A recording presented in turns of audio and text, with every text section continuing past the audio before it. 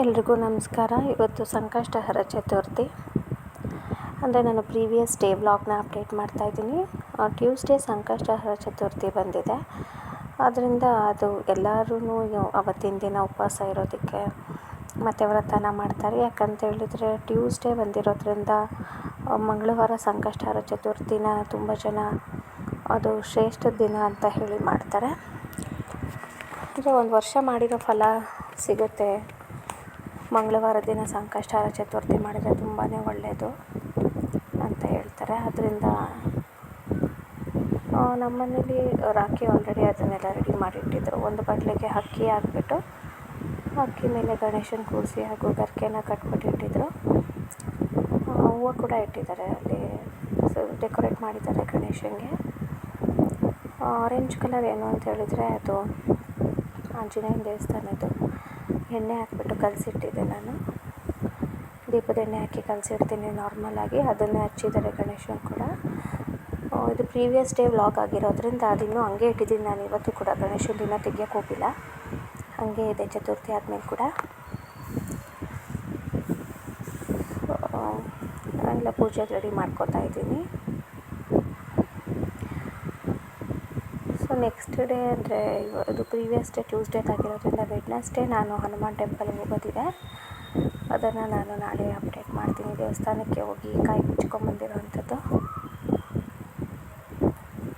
So ಇವತ್ತು ಸಂಕಷ್ಟಹರ ಚತುರ್ಥಿ ಆಗಿರೋದ್ರಿಂದ ನಾನು ಯೂಶ್ವಲಿ ಟ್ಯೂಸ್ಡೇ ಎಲ್ಲ ಬೇಗನೆ ತಲೆ ಸ್ನಾನ ಮಾಡ್ಕೊಂಬಿಡ್ತೀನಿ. ಪೂಜೆ ಎಲ್ಲ ಮಾಡಬೇಕು ಅಂತೇಳಿ ಟ್ಯೂಸ್ಡೇ, ಫ್ರೈಡೇ, ಸ್ಯಾಟರ್ಡೇ ಎಲ್ಲ. ಇದೆ ನೋಡಿ ಸುಗಂಧ ನಾನು ಯೂಶ್ವಲಿ ಹಚ್ಚೋದು. ಸ್ಮೆಲ್ ತುಂಬ ಚೆನ್ನಾಗಿರುತ್ತೆ. ಅದೇ ಚಿಕ್ಕದು ಕೂಡ ಜಾಸ್ತಿ ಹೊಗೆನೂ ಆಗೋದಿಲ್ಲ. ಇದನ್ನು ಹಚ್ತೀನಿ ನಾನು ಟ್ಯೂಸ್ಡೇ, ಫ್ರೈಡೇ ಎಲ್ಲನೂ.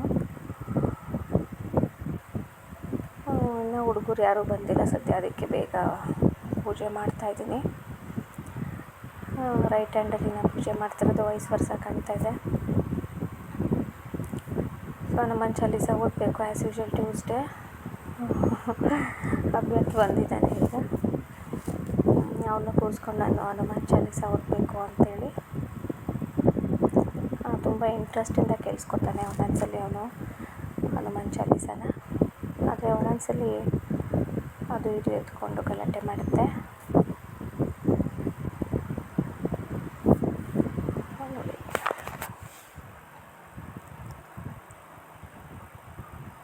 ಅದೇ ಊದುಗಡ್ಡಿ ಹೊಗೆ ಇರುತ್ತಲ್ಲ, ಅದನ್ನೊಂದು ಸ್ವಲ್ಪ ಹೀಗೆ ಬುಕ್ಕಿಗೆ ಹೊಗೆ ಕೊಟ್ಬಿಟ್ಟು ನಾನು ಹನುಮಾನ್ ಚಾಲೀಸ ಓದ್ತೀನಿ. ಅವನು ನೋಡ್ತಾ ಇದ್ದಾನೆ ಇಂಟ್ರೆಸ್ಟಾಗಿ.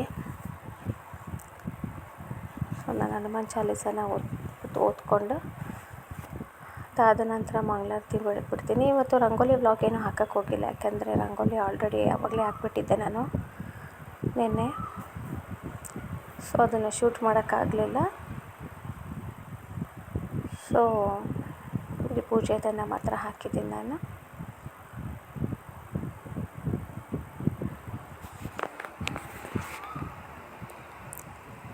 ನೋಡಿ, ಅವನು ಬುಕ್ಕನ್ನು ತೋರಿಸಿದ್ರೆ ಬುಕ್ಕಲ್ಲಿ ಇಂಟ್ರೆಸ್ಟ್ ಕೊಟ್ಟು ನೋಡ್ತಾನೆ, ರಿಪೀಟ್ ಮಾಡೋದಿಲ್ಲ ನಾವು ಹೇಳೋದನ್ನೇನು. ಆದರೆ ಅವನು ತುಂಬ ಗಮನ ಇಟ್ಟು ಕೇಳಿಸ್ಕೊತಾನೆ. ನಾವು ಏನೇ ಹೇಳಿದ್ರು ಆ ಸ್ತೋತ್ರಗಳನ್ನೆಲ್ಲ ಕೇಳಿಸ್ಕೊತಾನೆ. ಆಮೇಲೆ ಅವನು ಒಬ್ಬನೊಬ್ಬನೇ ಇದ್ದಾಗ ಬಂದು ದೇವ್ರ ಮನೆ ಮುಂದೆ ಬಂದು ಕೈ ಮುಕ್ಕೊಂಡು ಒಬ್ಬನೊಬ್ಬನೇ ಅವನ ಭಾಷೆಯಲ್ಲಿ ಹೇಳ್ತಾ ಇರ್ತಾನೆ. ಸ್ತೋತ್ರಗಳು, ಮಂತ್ರಗಳನ್ನು ಅವನ ಭಾಷೆಯಲ್ಲಿ ಹೇಳ್ತಾ ಇರ್ತಾನೆ. ಅದು ನಮ್ಗೆ ಅರ್ಥ ಆಗಲ್ಲ, ಅವನಿಗೆ ಅರ್ಥ ಆಗಬೇಕು ಅಷ್ಟೇ. ಹೋಗ್ತಾ ಅವನು ಕಲ್ತ್ಕೊತಾನೆ ಅನಿಸುತ್ತೆ ಮಂತ್ರ ಪಠನೆ ಸ್ತೋತ್ರಗಳನ್ನೆಲ್ಲ.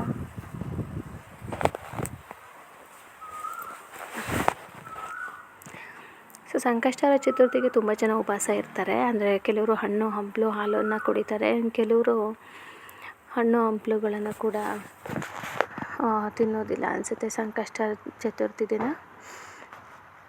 ಅಂದರೆ ಸಂಜೆ ಚಂದ್ರನ ನೋಡಿ ಆನಂತರ ಊಟ ಮಾಡ್ತಾರೆ ಎಲ್ಲರೂ.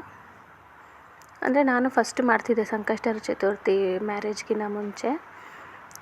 ತುಂಬ ಸಲ ಮಾಡಿದ್ದೀನಿ, ಒಂದು 3-4 ಸಲ ಏನೋ ಮಾಡಿರಬೇಕು ಅನಿಸುತ್ತೆ. ಕಂಟಿನ್ಯೂಸ್ ಆಗಿ ಮಾಡಿದೆ, ಒಂದು 3 to 4 months ಏನೋ ಮಾಡಿದೆ ಅನಿಸುತ್ತೆ. ಜ್ಞಾಪನಕ್ಕಿಲ್ಲ ನಂಗೆ ಸರಿಯಾಗಿ. ಮೋಸ್ಟ್ಲಿ ಟ್ಯೂಸ್ಡೇ ಸಿಗೋ ತನಕ ಮಾಡಿದ್ದೀನಿ ಅನಿಸುತ್ತೆ ನಾನು. 5 to 6 months ಒಟ್ಟು ಮ್ಯಾರೇಜ್ಗಿಂತ ಮುಂಚೆನೇ ನಾನು ಸಂಕಷ್ಟಹರ ಚತುರ್ಥಿ ಮಾಡ್ತಾಯಿದ್ದಿದ್ದು. ಅವಾಗ ಮಾಡ್ತಿದ್ದೆ ಅಲ್ಲಿ ಅಮ್ಮನ ಮನೇಲಿ ಬಗ್ಲಗುಂಟೆಲಿದ್ದಾಗ ನಾನು ವ್ರತ ಕೂಡ ಮಾಡ್ತಿದ್ದೆ. ಅಂದರೆ ನಾನು ಫ್ರೂಟ್ಸ್ ಏನೂ ತಿಂತಾ ಇರಲಿಲ್ಲ, ಜೊತೆಗೆ ಹಾಲು ಏನೂ ಕುಡಿತಿರ್ಲಿಲ್ಲ ಅನಿಸುತ್ತೆ ಸಂಕಷ್ಟಹರ ಚತುರ್ಥಿ ಮಾಡ್ತಿದ್ದಾಗ. ಸೊ ಒಳ್ಳೆಯದು ಮಾಡಿದ್ರೆ ಅದೆಲ್ಲ. ಬಟ್ ಇವಾಗ ನಾನು ಇದು ಕಾಯಿ ಕಟ್ಟಿರೋದ್ರಿಂದ ಅದೊಂದು ವ್ರತನ ಕಂಪ್ಲೀಟ್ ಮಾಡಬೇಕು. ಸೊ ವೆಡ್ನೆಸ್ಡೇಗೆ ಅದು ಕಂಪ್ಲೀಟ್ ಆಗುತ್ತೆ. ನೋಡಿ ಹೀಗೆಲ್ಲ ಡಿಸ್ಟರ್ಬ್ ಮಾಡ್ತಾಯಿದೆ ಮಗು. ಅವನಿಗೆ ಅವನ ಕಡೆ ಗಮನ ಹರಿಸ್ಬೇಕು.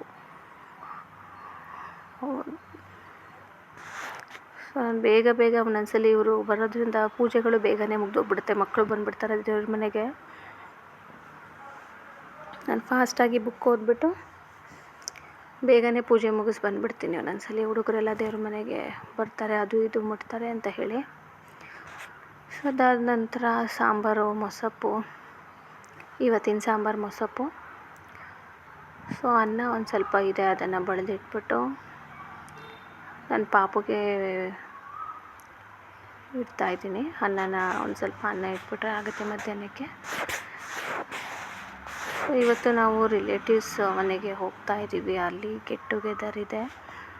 ಅಂದರೆ ಅವ್ರ ಹೆಸರು ನಮ್ಮ ಅತ್ತೆಯವರ ತಂಗಿ ಮನೆ, ಅಂದರೆ ನಮ್ಮ ಅತ್ತೆಯವರ ಅತ್ತೆ ಮನೆ ಅದು.